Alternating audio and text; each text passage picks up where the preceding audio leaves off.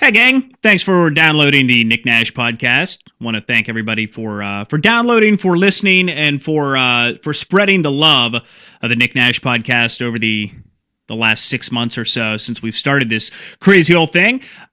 Since it is now, as of this recording, coming in on the close of the first week of December, we're gearing up for the end of the year, and that means it's probably going to be the last episode of 2019. No guarantees. Some things kind of pop up once in a while when I have a guest come in, kind of a last minute thing. In fact, most of my guests have been last minute things. People that have been in town and reached out about it. It's been kind of a last minute thing. So I won't make any promises that this will be the last one of the year, but I'm kind of planning on it being more than likely the last episode of the year. Now, that's not to say that we're done. We've got plenty more coming in 2019. I've got my little wish list of guests from both the area and outside the area that I'm really hoping to have on here in the next few months, early in 2019. Really looking forward to it. I've reached out to a number of people that I'd love to have on, and it's all just a matter of lining up schedules. A lot of people from out of town trying to find out when they're going to be in. The holidays are tough because everybody's got family. So we're trying to get all that stuff arranged, and we're going to make it happen. We got some good guests that I'm hoping to get lined up for 2019. So since this is going to be the last episode, more than likely going to be the last episode of the year, I want to throw a few thank yous out. This was the first year of the Nick Nash podcast. We've had some great guests, so I want to thank all of my guests that have been on the show so far. If you haven't listened to all the episodes, go back. There's some great ones with Matt Welsh. He's the head chef and owner of the Vagabond Kitchen in Wheeling. He was our first episode and kicked this whole thing off, just set the tone for the whole podcast. Great guy, and I can't wait to have him back on the show again. My friend Ann Eli has been on. My friend Paige Madden has been on. Joe Zellick has been on. If you haven't listened to any of those, please go back and do it. Sean Norman from the Wells Township Haunted House. All great folks.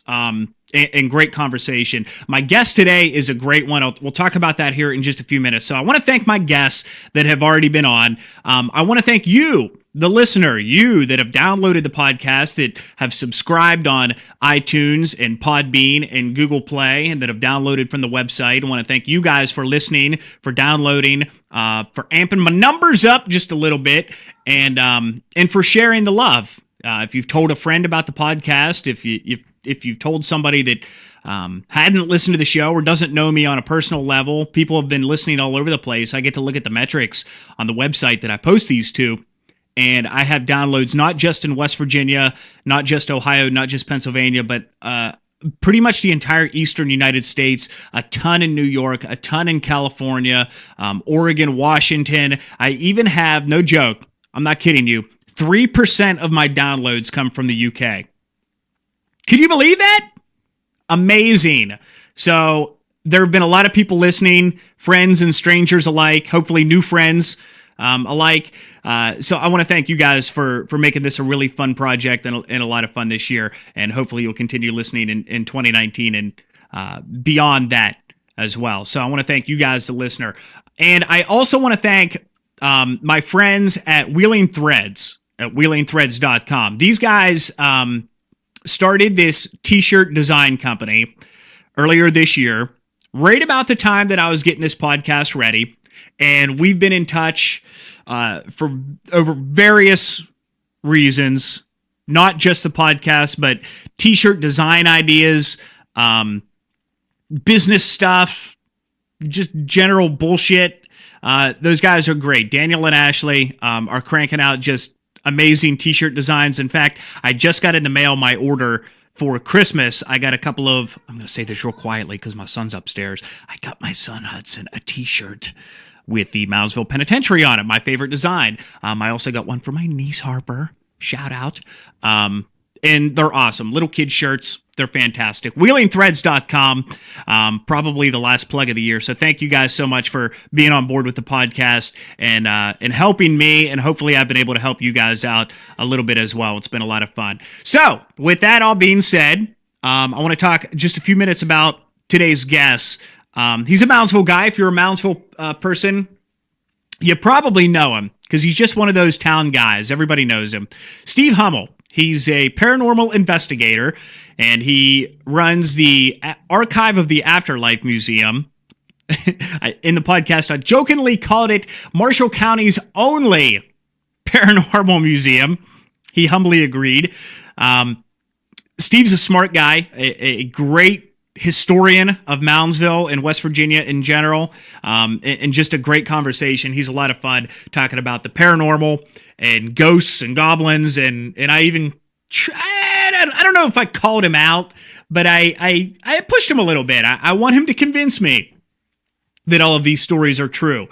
He's got an awesome YouTube channel called Paranormal Quest, and you can find it on YouTube. Watch some of these episodes. First of all, they're incredibly produced, so well produced. They look like a TV show, and they're fun, they're entertaining, they're a little scary. It's called Paranormal Quest on YouTube, and I'll post it on my Facebook page as well.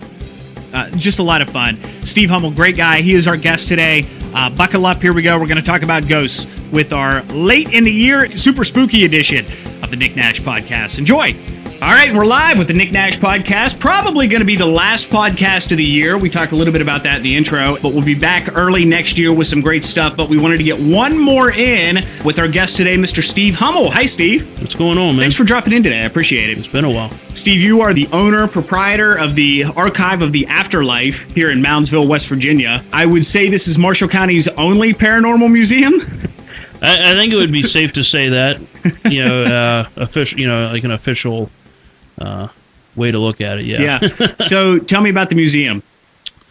Well, the museum started on a little idea I had when I had a gym and a diner on Jefferson Avenue, 270 and 272 Jefferson Avenue, and the diner had a poker room. I didn't want to do poker machines. There's a lot of those cafes around, and it's almost an invite of people trying to kick in your window and take your money. So and you don't want any of that. No, I don't. And after a visit I had with my friends Dave Gear and Ryan Zackrell to Gettysburg, I had seen a museum called the International Museum of Spiritual Investigations, which is a long title, but it's no longer in existence. And after visiting it, I got the idea, well, I like to collect stuff anyway, and at the time I'd already been collecting like World War II stuff. Right. I like military stuff. And I thought that I could kind of do a museum involving the paranormal, but give it my own twist. Because the museum itself there in Gettysburg had a decent layout, but it was mainly for people who were already in the field, who already knew kind of what they were doing. And I felt if I did one that would appeal to people who were already investigating, but also people who were just curious. Because a person could walk into that museum and be kind of overwhelmed. They're no clue on terminology. Why is this item in here? Why is it important to the paranormal field? You didn't quite have that. With mine, it's kind of geared to educate people and also to entertain people at the same time. How long have you been into paranormal investigation? It's kind of cliche. Everyone has their experiences as a kid. You live in a haunted house, and it just came with it. Yeah, kind of like that. Like you hear things, you see things, and stuff like that. But after I started working at the penitentiary at Moundsville for tours, which is the first year I've not done tours, it's kind of odd. It's an odd feeling. This would have been pretty much my 11th year. You meet a lot of like-minded people with the same experiences, same stories and stuff like that. And then, of course, after working there, especially at first volunteering for night tours, then eventually becoming a nighttime tour guide,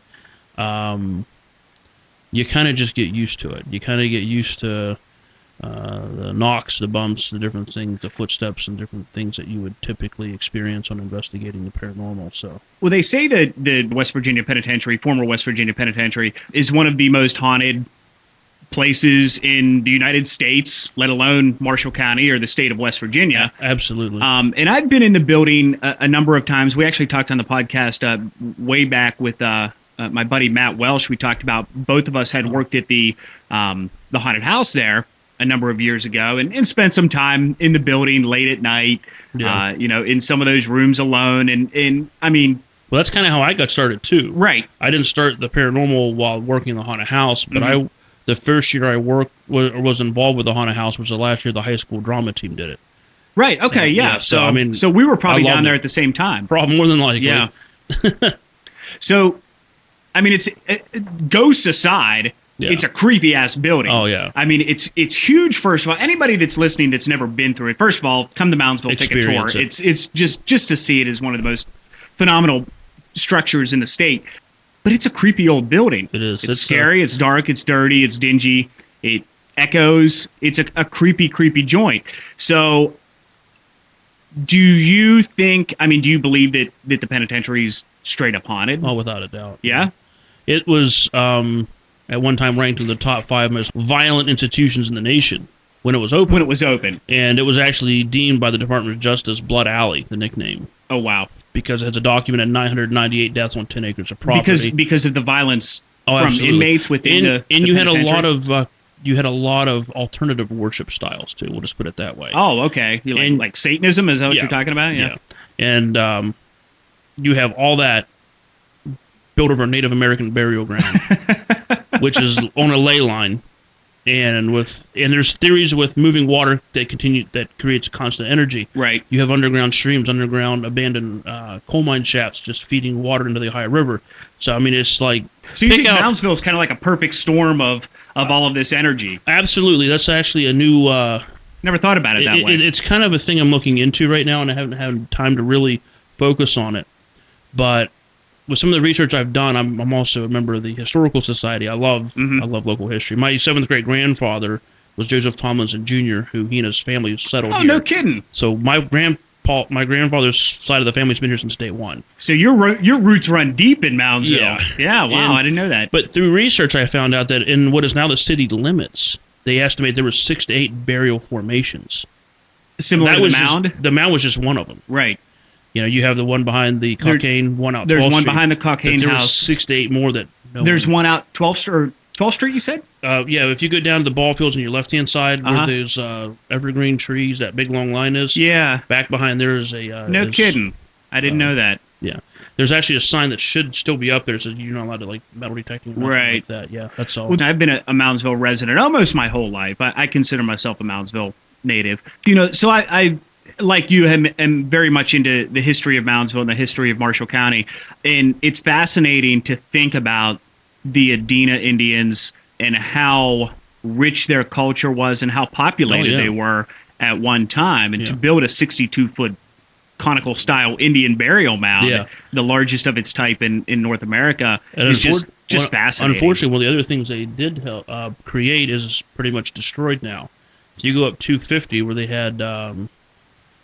what was it called? Indian Knob. Okay. I think that's what it's called. All that's been taken out now. Yeah. All that area because. And that was just another settlement area? No, that's where they had a stack of rocks. They would just get up and watch over the valley. See, one thing I have heard is that the Adenas, for the most part, lived on the hillsides. No kidding. So they could see who was coming into the valley, coming through the valley. And there's an old map I have on my phone where they have all the old original where the lookouts were. Even across the river, that one point that would overlook the old Kramer plant.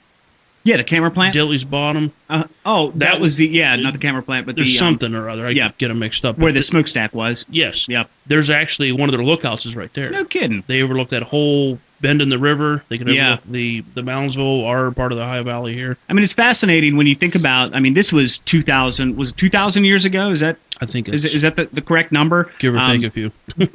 But even as recently as when Moundsville was settled by the Tomlinsons, I mean, I remember reading that it was either Lewis or Clark that came through here, because I think Lewis and Clark met in St. Louis. And they were in Wheeling for a while. And one of them came through Wheeling to Moundsville on their way to meet the other one in St. Louis. I think George Washington was in the Wheeling area at one time, stayed in... Especially down Washington lands. Right. Too. I think he camped there or something. Yeah, so it's fascinating to think about the level of history. You got to think the rivers originally were the highways. Right, absolutely. Yeah, so I mean, you have a lot of. That was the only way to get anywhere quickly. That's like river towns, big or small, cities, whatever, always have a lot of history. Rich history. Yeah, like one of my favorite towns, other than Moundsville, is Sistersville. I've not spent much time in And Sistersville. It's such a unique little town. Yeah. I mean, there's a lot of people say, like pretty much any typical town, it's the pits, it's horrible, and that's the type of people that you don't have progression with historical Right. preservation that way. But Sistersville at one time, I think, I don't remember, I'm not good with the years, but at one time had more millionaires per capita than anywhere else in the States. No kidding. They had an oil boom. They had oil derricks inside the city on the hillsides. They had at one point so many riverboats you could almost walk across the Ohio River on them. Wow. And of course, with that came a lot of shady people. Oh, sure. And you had a lot of the people drifters coming up in creeks and rivers and stuff like that. But it's one town. A few times, a friend of mine, a couple of friends of mine, they own the Wells Inn down there. Mm-hmm. And but sometimes 2 or 3 in the morning, I'd go just for a walk through the streets. Of course, everyone's asleep, no one's there, but you literally feel like you're elbow to elbow with people. It's the energy from You that just town have a is feeling? just, Like a... Yeah, it's not a bad feeling. It just feels like going through the mall and Christmas shopping. It just, everyone's just doing their thing. That feeling of that energy? Yeah, it's just everyone's going to go do their thing, whatever time area you're talking about. But you're definitely not alone. It's a really interesting little town. No kidding. And unfortunately, Moundsville lost a lot of their Main Street whenever they widened Route 2 from 2-lane to 4-lane. Yep. Because I think it was from 11th Street up to 7th Street. And the northbound lanes, we lost an entire row of buildings, business buildings. Yeah, I didn't know that either. Yeah, actually, right off where the BB&T drive-through is on 7th, Right.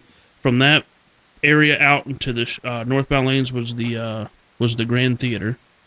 Across the way from it, over in Henry's parking lot, the car sales, that was the Moundsville Opera House. There was an opera house. We had an there. opera house. Wow. Then it became the Hayloft. A lot of people probably remember the old Hayloft bar or whatever. Okay. But before that, it was actually an opera house. So at one time, we had an opera house, we had the Grand, we had the Strand, and we had the Park Theater. The Park Theater I've was heard the those parking names. lot right by Ruttenberg's. So we had 3 theaters and an opera house. Right. At one time, plus literally 3 main drags. And these were torn down when... I'm not quite sure 50s, when. 60s, 70s. Probably when I think it was Governor Moore. Yeah. Was the one that initiated the highway, of the highway, the Route 2 job. Yeah. So shifting back to the paranormal thing, I'm going to be honest with you. I'm going to play dumb a little bit because I don't really know. Aside, like the concept of ghosts or the concept of spirits, I don't have any idea what I'm talking about as far as terminology or anything. Right. You're a little more up on the science behind these things, and a lot of people would say that it's a pseudoscience or whatever. Yeah. What's your take on just the paranormal in general? The paranormal field, or just the... Yeah, I mean, I guess what I'm asking is, I mean, you already said you believe that ghosts, that sort of thing, is real. Right. Explain it to me. Well, the one thing in the paranormal field, I will say this: 99% of it are theories, because no one's going to know what's actually going to be on the other side until you go over there and you stay over there. And by that time, it's too late to tell anybody. Yeah, really. I mean, for me, it would be, because I'm not quite. I'm 50-50. I'm on the fence. The whole, what we call intelligent entities, which would be like if my brother were here, and he were talking to me, and I say, well, if you're here, John, can you push over that cup on the literally table? having a conversation with... Correct. Okay. And the reason I'm on the fence with the intelligent entity theory is because I'm a firm believer in, right now, a kind of a trifecta. I believe in angels, I believe in demons, and I believe in residual energy. And the theory of residual energy is, if I were to take your cup of coffee, which I won't, it'll make a mess, and thank you, look at that as an entity in itself. And if I were to pour the contents over the table, where's a lot of it going to go? To the floor. Right. The residual aspect of it, which is what is left of something after most of it's gone, would be the dampness on the tabletop, or the dampness inside the cup, per se. So residual energy is what is, whether a lot or a little amount of energy is left behind after we're done living. So just by us talking here, we're using energy to talk, to think, for our hearts to beat, different things like that. So the theory is, if something really tragic, really sad, really happy happens in an area, that sometimes that energy can be displaced on a table, an atmospheric haunting, like, and that sticks around a lot longer than we realize. I think I can buy into that. Yeah, I strongly believe in that, because I've seen through research that I've done with my friends, Ryan Zackrell, Dave Gear, and Jason McKinney, we do our own YouTube channel called Paranormal Quest. That's a pitch, by the way. Yeah, get the plug in, dude. Yeah. Do it. It's we all come from a different belief structure. We all come from different experiences and different point of views on the paranormal.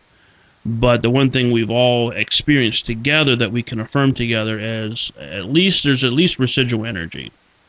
There's at least something left behind. So what you're saying there is taking me back to what you said earlier about the penitentiary and the violence in that building. Perfect example. And I would say that I could see where violence would have a residual energy, or at least something that I'm having a hard time explaining it. Like something that where something was very violent very often for a long period of time. Someone died real suddenly. That's another type of... That would have that residual energy. I come from a Christian background. And I'm a firm believer in what I've always been told, spiritual discernment. You can discern something by walking into a room if you feel comfortable or not. Sure. Some people forget about that because we get so busy, we forget the foundation of what makes us spiritual beings. And spiritual discernment, I use a lot when I'm collecting from my museum or when I'm helping people. I did college for church ministries through Warner Southern College. It's now a university now. I just completed a study program it's a certificate program for spiritual warfare and demonology through Omega Bible Institute and Seminary. So I use a lot of that, which is helping people. Because I've had a few people in town, which we keep it anonymous, because they don't want people thinking freaking nuts, that they'll say, Steve, hey, this is going on at my house. I don't know what it is. And a lot of times it's just the house settling. A leaky roof or old pipes or something, yeah. And even if it's that, being able to help people have a little bit more, have more comfort and peace in their house, that's what it's all about. But there are a few cases locally where I've had to remove certain items that we've kind of... Because you felt it had some sort of energy? Come down to the assumption or the conclusion that whatever is causing the unrest in their house for them not to have peace in their own home, we feel was coming from a certain object. So we'll remove it for a while to see if it actually helps. And so far, we've not had to take an item back because while removing the item. So what do? You just take it and stick it in your museum? Yeah, and if they don't mind, I'll put the story with it, and I'll leave their name out if they want. So give me an example. I mean, I know people probably don't want their haunted couch to be blown up on the podcast or anything, but what's an example of one of these items? Well, one was on it was on 7th Street, comes up towards AAA, right? Here in town, yeah. Yeah, 7th Street here in town.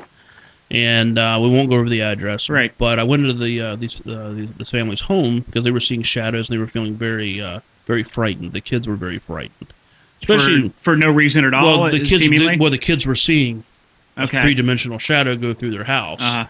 And, of course, I didn't see it when I went, but I found out that while going through the house that the parents collect a lot of antiques. They collect a lot of just random items, which I'm going through, this is really cool. Yeah. This is looks right like a museum in itself, right? And I'm like, I'm not feeling anything. I'm not feeling panic. I'm not feeling fear. I'm not really picking up on anything. But it was a 1-story house, but they completed the attic to be a bedroom. It was really nice. So as I walked up the steps, there's a little ledge to my left about a foot wide, and there's this really tall, like about 4.5 foot totem-looking statue. And before I really even saw it, I just kind of went, whoa. Just kind of like felt just a nasty, negative type of energy. And I think it's what your problem is. Because apparently the dad, and they didn't tell me this till afterwards, but the dad was had done a 180. He used to be like really cool, calm, collected, but during this time frame, because I didn't meet him that day. But after his daughter found this totem, like sculpture or wooden statue thing, someone had been throwing it away, and she knew her dad collected stuff, so she went and got it and gave it to him. But from that point until I removed it, her dad became very bitter, very angry, just different type of character. He didn't really realize it, but once we removed the item, it's been in the museum since. that he went back to being normal. Whoa. So it's things like that I find very interesting. I'd say. So, and it could be any ordinary item. So how do you, I mean, how are you trained, I guess would be the best way of saying it. How do you do that? How do you feel that? This is just an experience thing? Well, I noticed, kind of thinking back when I was younger, can't think all the way back to when I was a kid, but I think it's far back to when I used to work the haunted house. Yeah. And I can remember walking through the prison, walking through the basement, and some days feel okay. Everything's fine. I don't feel anxiety. I don't feel like I'm being followed. And there's other days you're just like, yeah, I'm not going through there today. You know what I mean? I was going to wait and bring that up later, but you all right? Yeah, hit the microphone, I think. But I remember having that feeling too. Yeah. When I worked at the haunted house at the penitentiary. It's different in that basement. There's just something about the building that is different. Yeah. You can walk, like you said, you can walk down a hallway down in the basement one day. It's okay. And feel fine. I mean, it's dark, it's dingy, it's creepy. Yeah. Especially when you're with friends, when you got 2 or 3 other people with you. That helps. You're walking through and, you're fine. Not if they're faster runners. But I remember being back in the room, and I've got a few other questions I want to ask you about the penitentiary because you're pretty knowledgeable about that. We'll get to that later. But I remember being in the room that they call the Sugar Shack. Oh, yeah. Down in the basement. And I was on an assignment from Bob Athey, who was running the haunted house at the time. And he said, go back and paint something on. I don't remember what I was painting. Paint something on the walls. It was late. There were only a few of us working that night, and I was in there by myself. And I just felt, and I don't know, maybe it was me being 16 years old and being in a creepy 150-year-old building by myself, but there was an uneasiness to the room. There was an unsettling feeling. The Sugar Shack was a very violent room, and that was something I was going to ask you. Was that truly that room? Was that truly the Sugar Shack, or was that something that was made up by the haunted house? No, the Sugar Shack, from what I was told and through research, was nicknamed the Sugar Shack. Okay. During its years of operation. When exactly by whom, I have no clue. What was the purpose of that room? It was indoor recreation. Okay. That's the story that I always But a problem is, a lot of times it was unsupervised indoor rec. Now, during the 86 prison riot, one of the 3 inmates who were killed, Richard Dean, he was killed in Newhall, but they actually dumped his body down there. In the Sugar Shack. Yeah. Where exactly it was laying, they don't know. But he was killed, probably one of the first people killed during the riot, because they said once it was over and they found him, he had shown signs of advanced rigor mortis that way. Right. So it was a very violent place. The story that I had always heard about that was it was like a rec room where some of the better prisoners... I have a picture with a couple pool tables in it. I was just going to say that, where like maybe there were some pool tables or whatever in there. They still had plastic over them in my picture. Yeah, some of the better prisoners could go, and they were trusted to go down there. But because there were columns in the middle, there were a lot of blind spots. Yeah. So I remember hearing stories that the guards would be there, but there would be blind spots. They couldn't see everything. And you're saying it was unsupervised a lot of the time, too? Sometimes, yeah. So it was a violent place. Because I heard the reason why that is because a lot of times the prison was understaffed a lot. Yeah.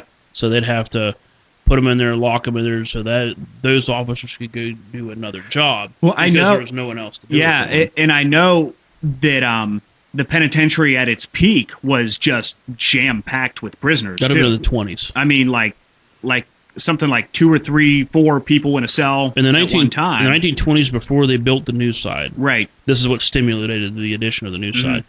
You had 240 cells in South Hall, 600 cells in North Hall. You see North Hall cell block. Which one's the newer one, South or North? South. South is the newer end? South is the newer end where you start your tours. So the wagon gate on the north end. That's all old school. Yeah. Now, North Hall, it was a 600-cell block originally. Uh-huh. Now, what happened was they cut it in half and put a secondary wall in. So down where Red Snyder's cell is, with that wall, beyond it is like the loading dock area and the old man's colony. That was all a cell block. They cut it in half, removed the cell block, and then added the old man's colony on the second floor and all that. So it was a bigger cell block. But in the 1920s, you had a maximum of 840 cells, but they peaked over 2,000 inmates. Oh. So do the math there. Yeah, it's 2 to 3.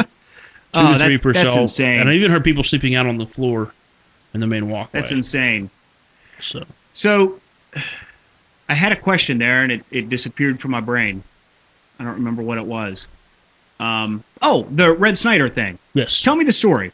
I've heard the story, but I want to bring it up. There's a lot of variations. I go with what I was told by Officer Owak. Mm-hmm. He was the officer on duty that day. Okay. This was what year? 80s? November 16th, 1992. Okay. It's amazing how much you forget after you don't do a tour or 2 tours for a year. I said 80s, so I clearly had no idea what the hell I was talking about. He was killed by his supposable best friend, Rusty Lassiter. There were rumors that other people were involved. But according to Officer Owak, who literally was one of the officers who took Red out of the cell and rode with him in the ambulance, he was stabbed at minimum 17 times. Now, I've heard upwards of 37 times. Either way, he didn't make it. Yeah. And he was found between the bed and the rack and the latrine, the toilet. He was like pinned up between them, and from mid chest through his neck and through his face, where all the stab wounds were at. So. And you think this, as the story goes, this is a buddy of his that did it?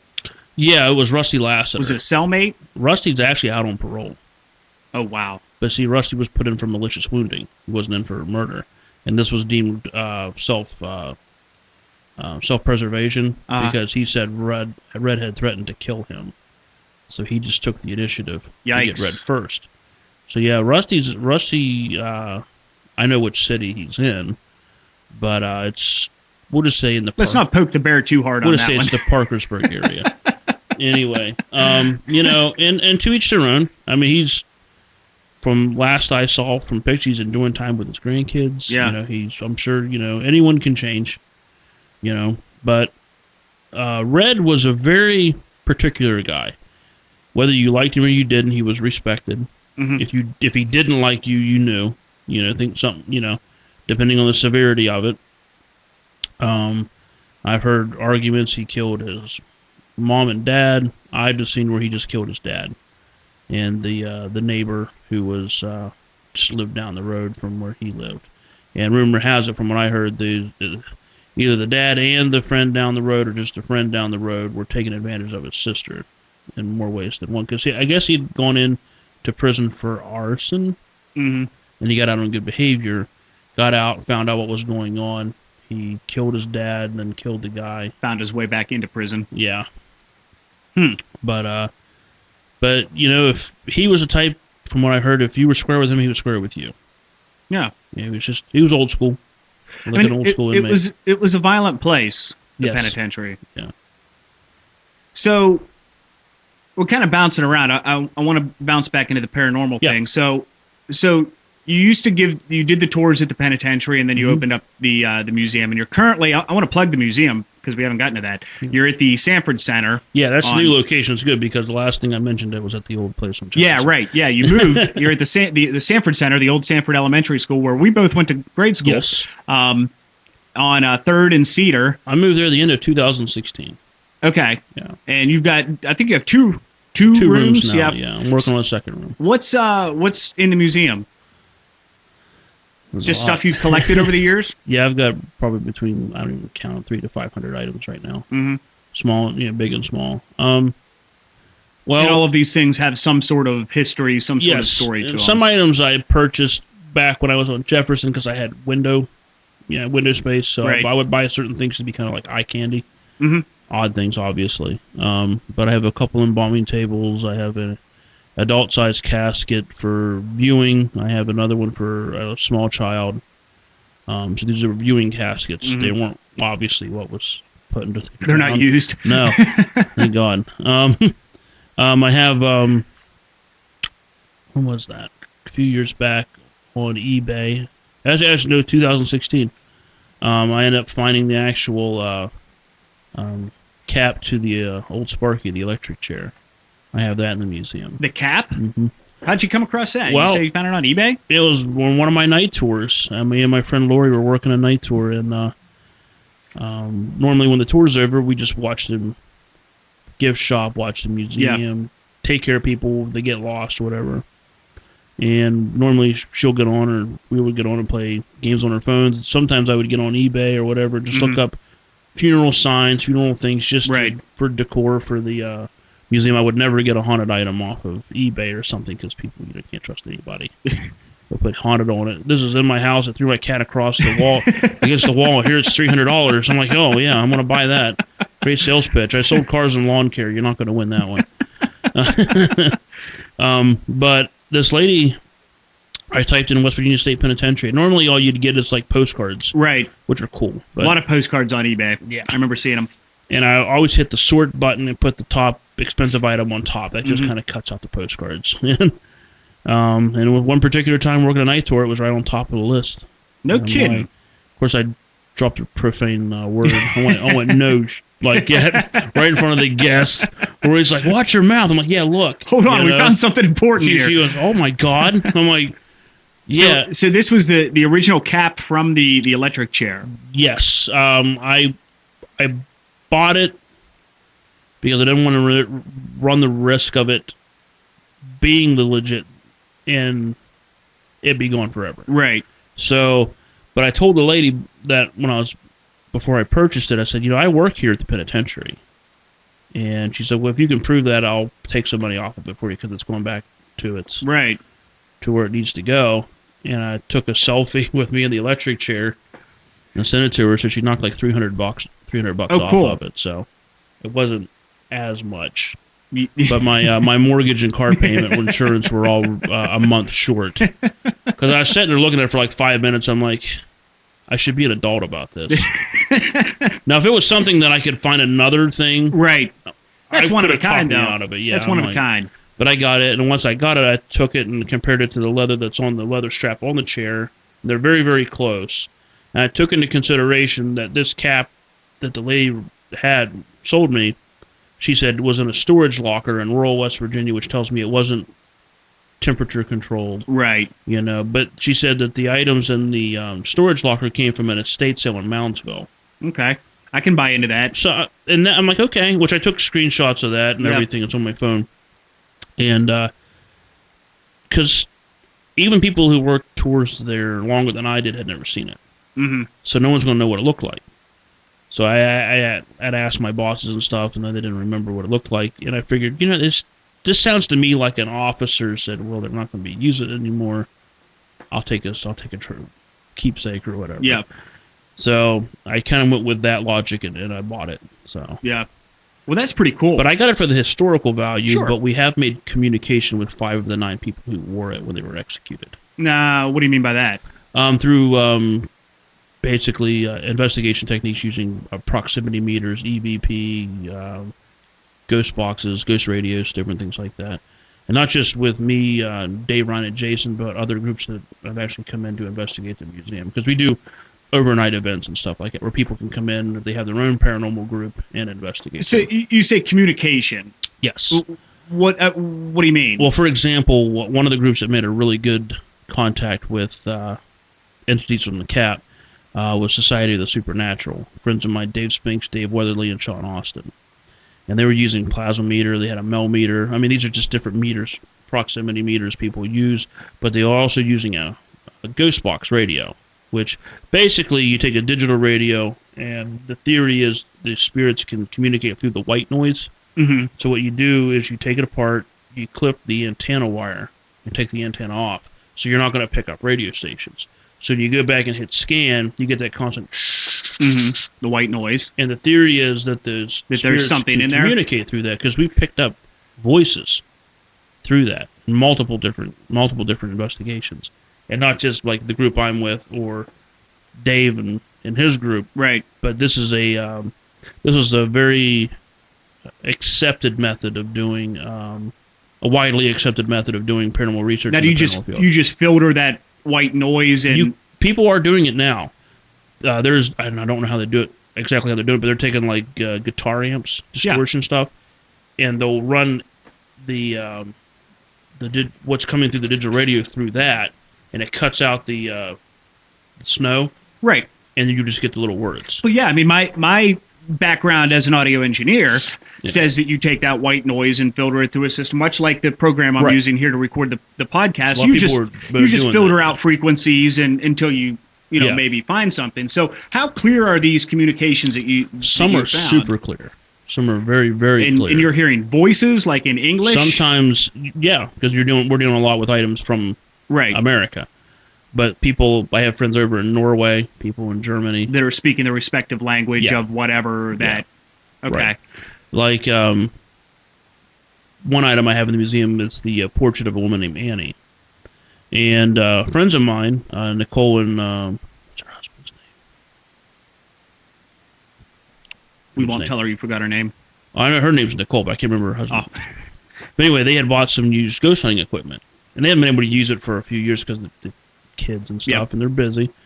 But I showed them how to use it at the old location. And I wasn't even thinking, talk to Annie, because she's normally pretty responsive, but we happened to be standing right in front of her with my back toward her. And I was teaching them how to use the digital radio. And luckily I thought, you have a recorder, you always record while that's running, so that's how you get your file, or your recordings. Mm-hmm. And I said something like, if you're here, can you give us a name? And the weird thing is, before when we picked off of Annie, there was a little girl who goes, hi. And you can definitely tell it was on a different frequency than the typical right. So it just stuck out like a sore thumb. And after that, I said, can you give us your name again? Something to that nature. And crystal clear class AVP, an adult woman goes, Annie, just like that. And I'm like, oh, crap. And I realized that I wasn't even looking at her case, which was like right behind me. Yeah. And, if you want to check it out, it's if you go to Paranormal Quest on YouTube, there's an episode called Finding Annie. This is your YouTube channel? Well, it's my friends and us. Okay, right. Yeah. And we did an investigation solely on trying to make communication with Annie, which what we do in some of our investigations is we call an abandonment technique. So we'll leave all the cameras, recorders, gadgets running, lock up, and leave. And take off. Just let them... And just let that run. Well, normally we're doing a Red Bull run or something. But right. Yeah. And lo and behold, shortly after that, the REM pod went off. I mean... Huh. And you can see, because the way the camera's facing, you can see the crack in the window if anyone's driving on the street. But it was 1 or 2 o'clock in the morning. And it was like snow and icy out, so no one's out. Really on there, on the street. On the avenue, right? And because when we got back and heard it, we were blown away. Because at that time we had got the REM pod went off, the proximity meter. Right. That's what she set off during the abandonment technique. I've heard of EVP. What is that? Electronic voice phenomenon. So that's what we're talking about here. Right. Okay. And a lot of times you just use your typical college recorder because the microphones are set to be very, very sensitive. Right. If you're sitting all the way in the back of a huge theater style classroom. But yeah, they pick up spirit voices. Huh. And do you keep a database of all this stuff? That's what we use our YouTube channel for. So anybody can find this stuff that you found. It's on YouTube. Yeah, we started... So I want to check about 9 years ago. Oh, yeah, feel free to. Yeah, we, of course, our newer videos are much better quality because the cameras get a little bit I've gotten better over the years, yeah. Thank God. You should have heard my first podcast. our first investigation was in Clarksburg at the Maxwell Mansion. And on that area, on the property, there was actually where Stonewall Jackson's grandparents had their farm. And at one time, it was actually a Confederate hospital area, and we were talking about during the war. Yeah. Oh wow. When we were talking about that, but once we started investigating, we kind of just forgot about it. But towards the end of the investigation, we were upstairs in one of the upstairs rooms. Ryan and Dave, Jason wasn't with the group yet, heard like a something shut the door. They thought there was a disembodied voice, which is very rare. That's if you hear a voice like we're talking, but nothing's there. Mm-hmm. That's super rare.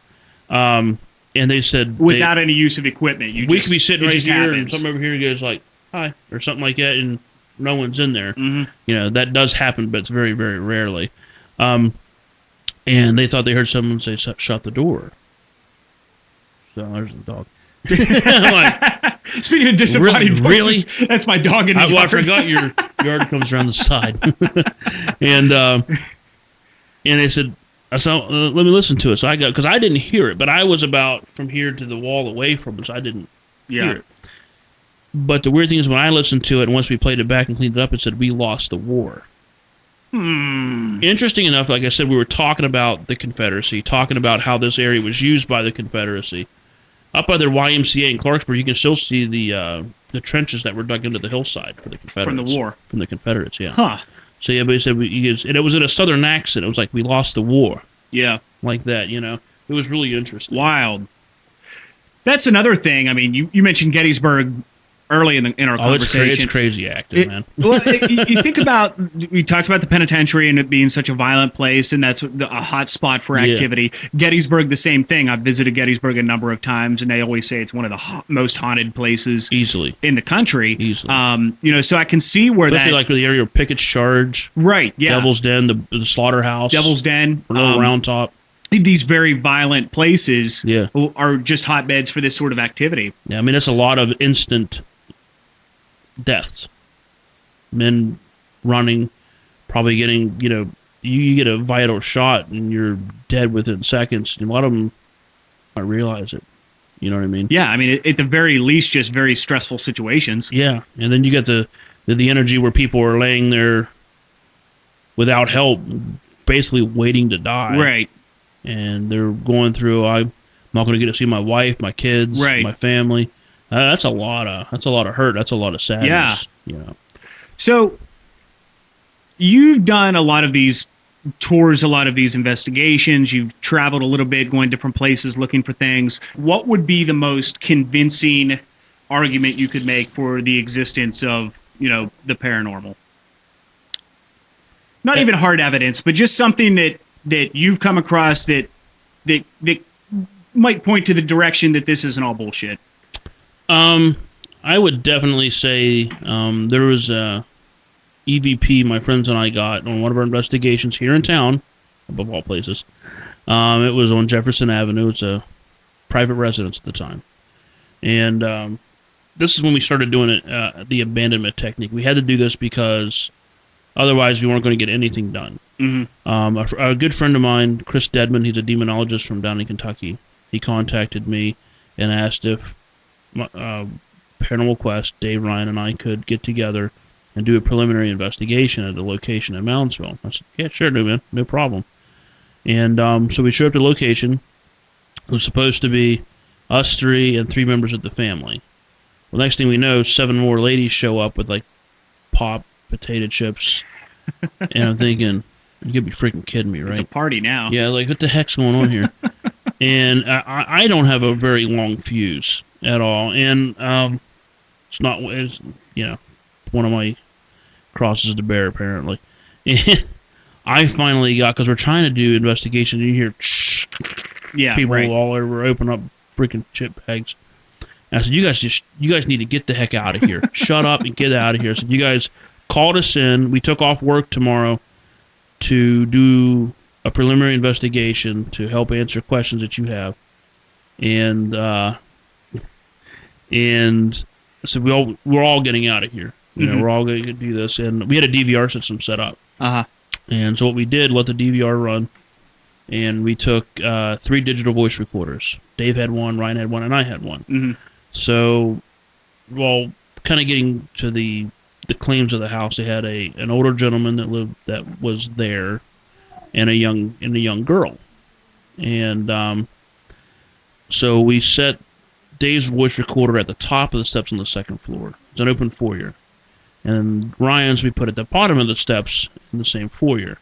Mine right around the corner, about 20 steps away. We opened the basement door, which there's no way in and out of the basement unless it's through the house. Nothing from the outside. Right. Which we point out. And I put my recorder a few steps down on the step. And then we locked the front door. Plus our DVR camera's right in front of the front door. So if someone came through, they're knocking the camera over. So we would know. Right. And then we went out through the back door. Closed and locked it. But before we closed and locked it, Ryan goes, okay, we're leaving now to mark the time. And you hear the door close and lock. So we were close enough to the prison. So we walk about 50 yards up the alley to sit on the stone wall at the southern end of the prison. Mm-hmm. All of us. No one's in the house. But at no time at all after Ryan says we're leaving now, when you hear the door close and lock, you hear a young girl's voice go. This is on the recording. Mm-hmm. All 3 recorders picked it up. The interesting fact is, Dave's barely picked up either one of them. Now, on my recorder and Ryan's recorder, they were slightly different. Mm-hmm. When you listen to Ryan's recorder, when you hear the little girl's voice go, "Tell them what?" It's closer to his recorder, farther from my recorder. But after you hear the little girl's voice ask that question, you hear an adult female go, "We don't do that." Her voice is closer to my recorder and farther from Ryan's recorder. So you can tell the difference between where the voices are coming from. You're almost using like a triangulation system, right? Where you can tell where the locations are based on the closeness to the recorder. And the fact that the little girl was responding to what Ryan said, but she was conversing with another spirit to see if it was okay. So they were communicating with themselves and out of reaction to what Ryan said. So for me, something that someone can actually listen to, which again is on the Paranormal Quest site. This is on the web, or on the YouTube channel too. It was called A Family Haunted. But it was a local... after we're done recording, I want to get all the links and stuff and make sure that I have them so that I can put them on the website for the listeners too. Absolutely. Yeah. You know, we just finished a part 2 of a part 3 installment for our page. It's called The Cursed Cabin, and it's a basically, it's anonymous. Location in Logan County. Mm-hmm. But Jason, one of the newer... We've been friends for literally the same amount of time, but he had his own group. Right. And eventually that group dissolved, and he joined us at one point. So that's how he became a member of Paranormal Quest. He was scratched at the cabin. Like physically scratched? Physically scratched. How?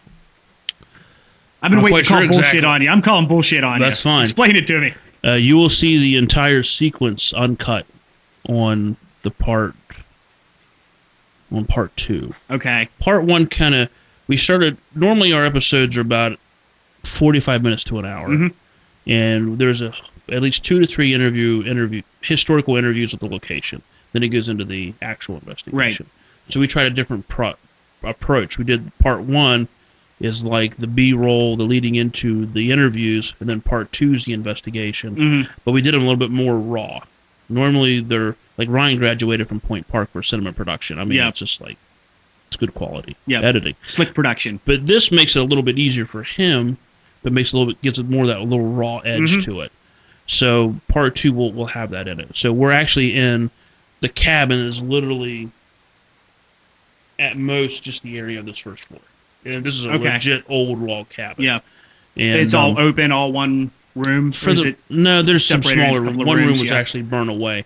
But you'll learn about it because Polly, which is Dave's mom, investigated there with her group 10 years, along with Dave 10 years before we were there. Okay. We were the only 2 groups to ever investigate this cabin. All right. And I'll let you watch and get the story that way. I look forward to it. But Jason, there's just something on my back because he felt like something like a bug got in his shirt. Yeah. So the camera's on us, and I'm looking. I'm like, I don't see anything, man. And I'm looking. I'm not too particular on bugs either.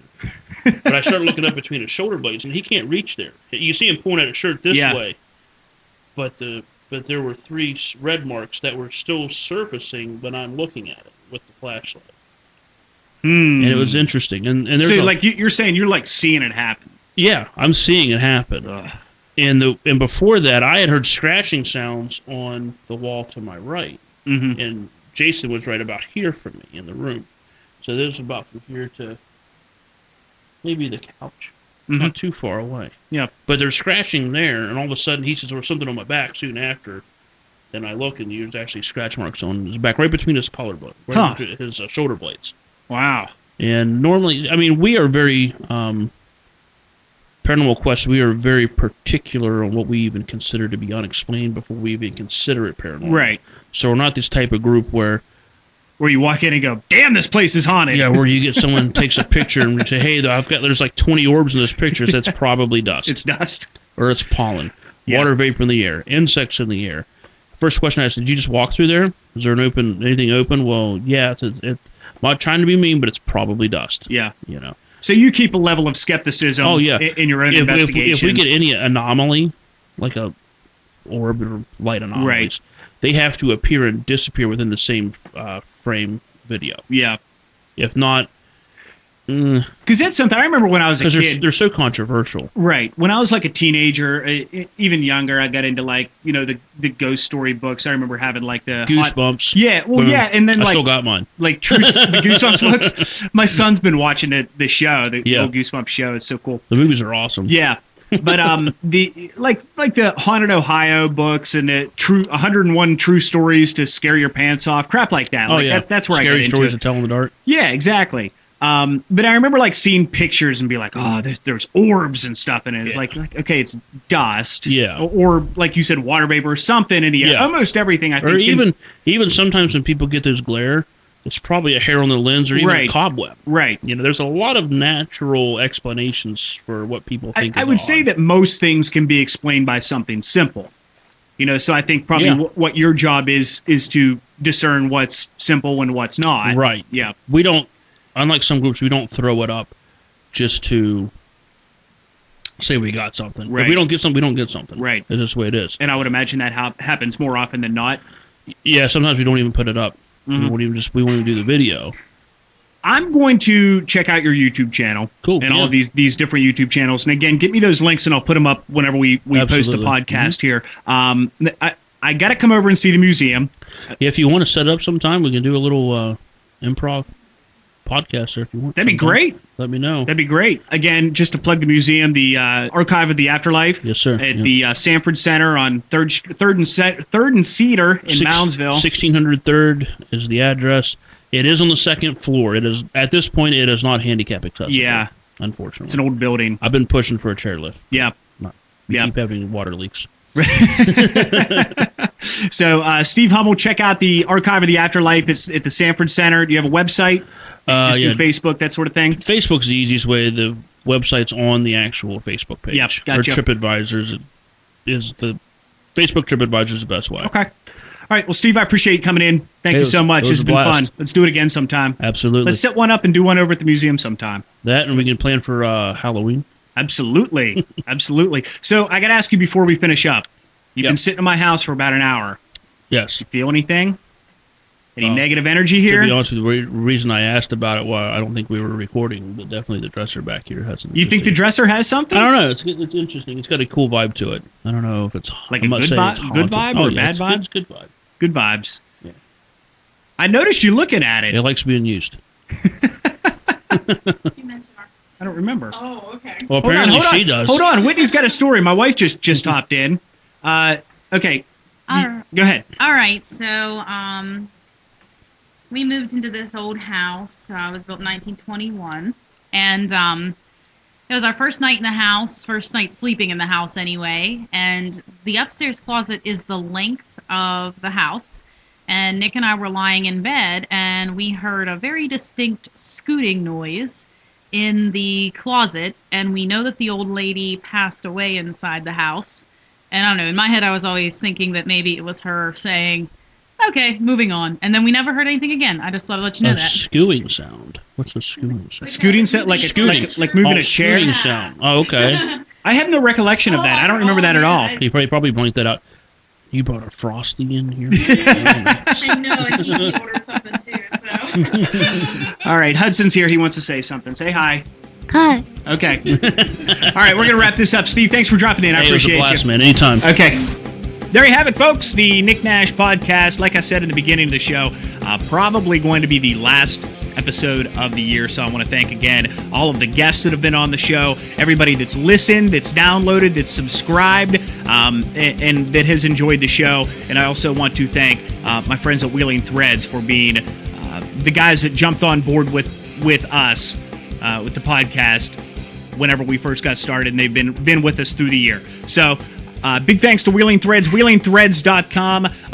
They have just some of the greatest t-shirt designs in the area. If you're originally a Wheelingite or a West Virginia native, Moundsvillian.